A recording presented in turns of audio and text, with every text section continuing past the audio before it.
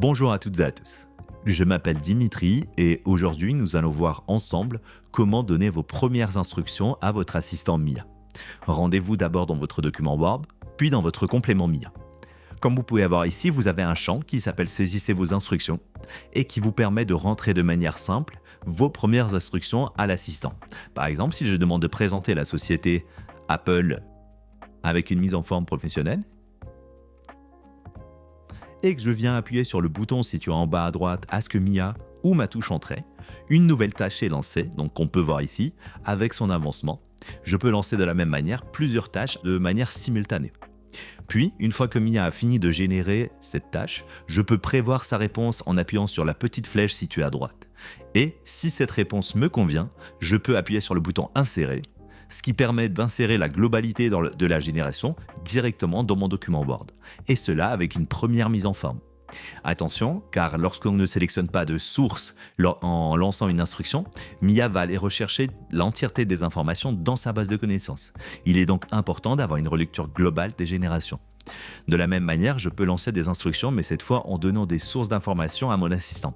Par exemple, si je lui demande cette fois de présenter le produit, et que je sélectionne dans la section « Sélectionnez vos sources » les documents qui sont pertinents. Donc là, par exemple, des documents qui parlent de l'Apple Vision Pro, un produit de Apple. Donc des documents que j'ai pu intégrer au sein de Mia au cours du tutoriel précédent. Par exemple, le deck et la présentation du produit. Cette fois, lorsque je vais lancer le traitement, de la même manière en appuyant sur le bouton « Ask Mia », Mia ne va plus aller chercher les informations que dans les documents que je lui ai fournis et non plus sa base de connaissances. De la même manière, je vais pouvoir insérer la réponse que Mia m'a généré directement dans mon document Word.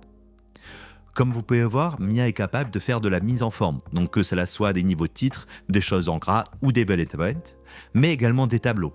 Par exemple, si je lui demande de produire un tableau SWOT parlant du produit, et que je lui donne de la même manière différentes sources d'informations pour produire ce tableau SWOT, Mia va être capable de générer un tableau sur lequel il n'y aura plus qu'à faire un tout petit peu de mise en forme avant de pouvoir le réutiliser complètement. Donc voilà, ici on peut insérer ce tableau et comme vous pouvez voir, je n'ai plus qu'à faire un petit peu de mise en forme. Je peux également utiliser la possibilité de sélectionner automatiquement les sources. Comme vous pouvez voir dans votre assistant Mia, en bas, il y a une petite option à cocher, sélection automatique des sources. Lorsque j'active cette option, Mia va venir présélectionner les sources les plus pertinentes en fonction de mon instruction.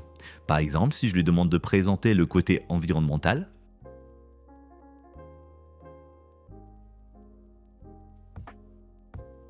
Mia va aller chercher dans les différents documents que je lui ai fournis, donc que cela soit des documents ou les notes, les informations les plus pertinentes, donc les documents les plus pertinents pour répondre à cette instruction. Donc comme vous pouvez voir ici, elle a bien été chercher le bon document, donc qui parle de le Apple Vision Pro et surtout de son côté environnemental. Et je n'ai plus alors qu'à lancer ma requête en appuyant sur le bouton Ask Mia.